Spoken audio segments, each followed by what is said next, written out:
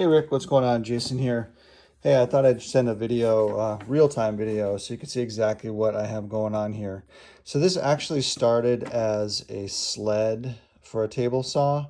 So it was designed to sit in the track, so I could cut things this way. But I don't use it for that purpose. I just repurposed it for something else. So essentially, what we have here is just a piece of plywood. And then I mounted, it looks like there's two pieces of plywood that have been glued together on the sides. And that's where these brackets are mounted that hold the rollers. See those on both sides. On the front end, I have that stationary block I was telling you about, and that's been glued in place. On the back end, I put these T-tracks, and then I have these little T-track horizontal stops, I should say. So I can adjust where my block needs to go that has my rails on it. And I'll show you that right now. That's right here. So here is the other block. On the back side, I've notched out the areas where it sits over the T-track. And then what I do is I take this and I butt it up against, there we go. I butt it up against those two stop blocks back there. This one looks like it loosened up, but there we go. So that's not going to go anywhere. It's not going to move on you. And then I've got my tracks on here, but they're loose, and I do that so I can do fine adjustments and sandwich my router in place. So let me grab the router. I use a Ryobi. It's not super expensive. Portable one. It's got a 1/4-inch shank on it, and it's low profile, which is nice. So with the low profile battery, it will still fit inside a standard 14-inch, even a 13-inch shell. If you start getting smaller than that, like a 12-inch, you can see you might not have space for that. I don't do anything smaller than 13, so it works out well for me. So anyhow, that's that. Like I said, these are loose. What I do is I'll take my shell and I'm going to slide this in here so you can see. I'll put my shell like this in my jig. Sorry, kind of hard one-handed. There we go. So I put the shell inside the rollers like that, and then I'll pass the back end of the jig through it and make sure that that's locked in place. I'll push it all the way back. So now I've got my shell on my rollers. What I'll do is I'll take this and I'll move it so it overhangs just a little bit off the side of my surface, whatever my surface is. I don't usually do it on my table saw, but and then I'll take some clamps and I'll clamp these in place like this. But before doing that, I'll put my router in like so, and then kind of cinch it up a little bit. I don't want it super tight because I do want to be able to move this. So I don't make it super tight, but just enough to keep it flat so it's not going to move up or tilt or anything like that. So go ahead and do that. Clamp that in place. And then I will take two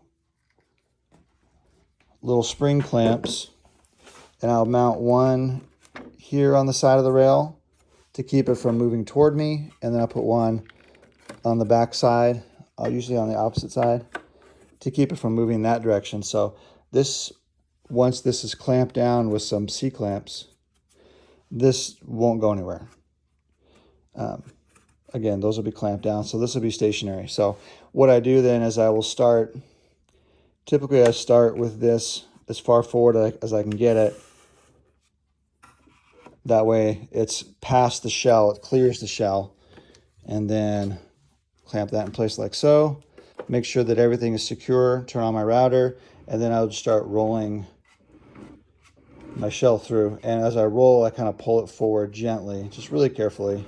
A lot of times though, it wants to naturally just roll toward me anyways, but I've gone to this setup with the two clamps. That way I can use both hands to keep the shell in place. I don't want the shell to bounce or move a rock, because then you get a big chunk taken out of the inside, and that's no good. So that's where I am with that. That's how my jig works. I brought out my box with my table saw jigs, and I can talk you through this, and then eventually I'll put a video together for you. But these are 13 and 7/8 inch plates.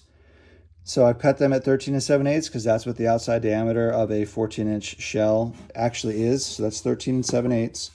You can see I've got a hole in the middle, and then I've got 4 holes on the plate. Got 2 of those. You'll see that I've got basically a nut there. It's a threaded insert.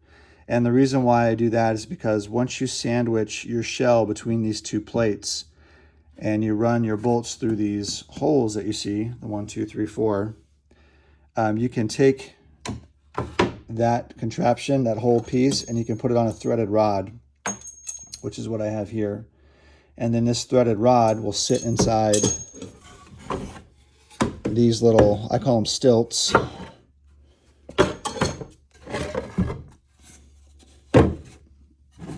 Like so. These are, I think, 9-inch stilts, and that's enough for me to do a 14-inch. There's enough room to do a 14-inch diameter. Probably I can do, I'd say maybe up to a 16, maybe an 18, but I'd say probably 16 is the max on these. Anyhow, so once I take this and I actually secure this to another plate that I made. It's an old desktop that my son had on a desk, and I put that on top of my surface, whatever surface I'm working on. And then these kind of hook in. I've got little pieces there. Actually, this would be that way, and this would be that way. So they hook into place so they don't go anywhere. And then on that old desktop I was telling you about, I have some clamps, and I clamp down these pieces 1, 2, 3, 4 on all 4 corners so that's not going to go anywhere. And then once I have my drum shell through my threaded insert, I will take this. Of course, it's too tight for me to undo by hand, but this side's undone. So I'm going to set you down for a minute. So basically, you've got a washer on each side of your stilts, and then a nut on each side of that. And then you can tighten down the outside and the inside so it keeps this stationary, so this rod will not move. And then basically what I do is I just roll my shell on the threaded insert, and it just works its way across the blade. The blade obviously is adjustable. You can adjust the height on it. So I'll adjust it to where I do it in passes, probably 2 or 3 passes, so I'm not taking off too much at a time. But if I'm using these plates here, I'll make sure that my blade, if this is threaded on here, like so, I'll just make sure my blade goes no higher than this right here, because that's my 13 and 7/8 mark. So like I said, I do it in stages. I probably do about 1/8 of an inch at a time. Typically I'm only taking off about a 1/4 inch off the outside to make it completely round. So 2 passes, maybe a third, if I do a little bit less than 1/8 each time. But that's generally how it works. It works out pretty well. It's not fancy, but it works out really well. Again, this plate is 13 and 7/8 in diameter. So when I raise my blade on my table saw, I make sure that it goes no higher than this. And I have a little contraption I built here, and this hole is actually lined up perfectly with my blade.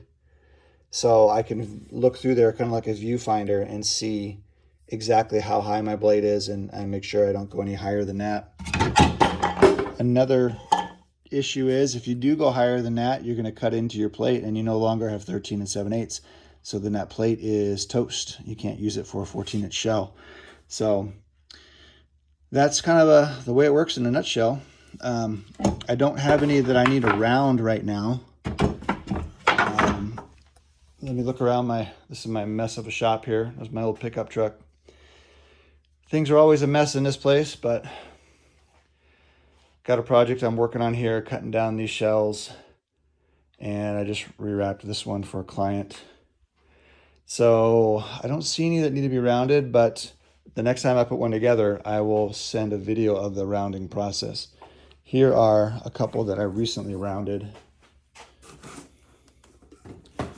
This is a red oak stave, and this one is fresh off that rounding jig, so it still has the ridges, because when you run it through, because it's on a threaded insert, you're going to have little gaps in between the areas where it cuts, but that's easily taken care of just with the sander.